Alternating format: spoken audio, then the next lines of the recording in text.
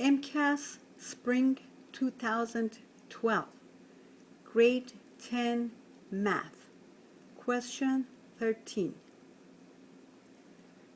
A ball is rolled off a ledge that is 100 meters above the ground. The height of the ball in meters can be calculated by using the formula below. Height is equal to 100 minus 1/2 times 9.8 times time squared. In the formula, t is the total elapsed time in seconds since the ball was rolled off the ledge. What is the height of the ball after 3 seconds? So this formula, you don't have to worry about the formula. It's just physics. It shows you that if you have, for example, this picture, like this is ground, right? This is ground. You're up on a building, and your building, you take a ball at this point, and you drop your ball, right? You drop the ball from this height. This height in this problem is 100 meters. That 100 meter in this formula is shown as that 100 here. So it's just physics. If you were at 50 meters above the ground, that would have been 50, right? So we are given the formula. We don't have to actually do anything about it. The formula is given to us, right? So at this point, I have the ball in my hand. I haven't done anything with it. So the time is 0 because the time hasn't started yet. Then I throw the ball and I count 1, 2, 3. 3 seconds, right? 3 seconds later, so the ball is here, right? So the question is, what is the height of the ball after 3 seconds? So when time was 0, the ball was at height of 100 meters. Now I drop the ball after 3 seconds. I'm going to write the unit here, 3 seconds. What's the height of the ball? So I have to find this one, h. Okay, so all I have to do, I need the height. I have everything else that I need. All I have to do is plug in a number 3 into this variable t.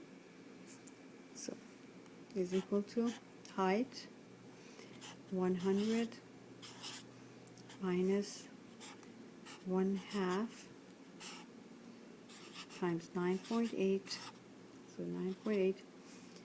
T is 3 squared.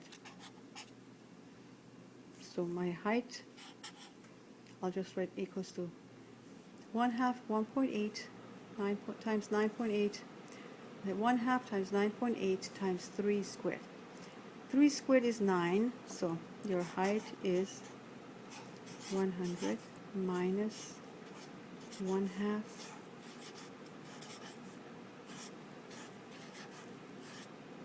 So I just have to find the answer for this h.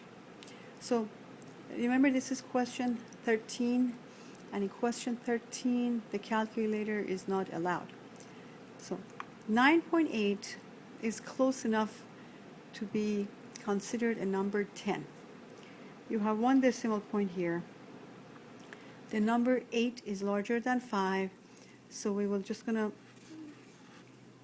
round off 9.8 to the number 10, right? So we have 100 minus 1.1/2 times 10 times 9. Now 10 times 1.5 is 10 divided by 2 is just 5. 5 times 9 is 45. So equals to 100 minus, so 1/2 times 10, 1/2 of 10 is 5, 5 times 9 is 45.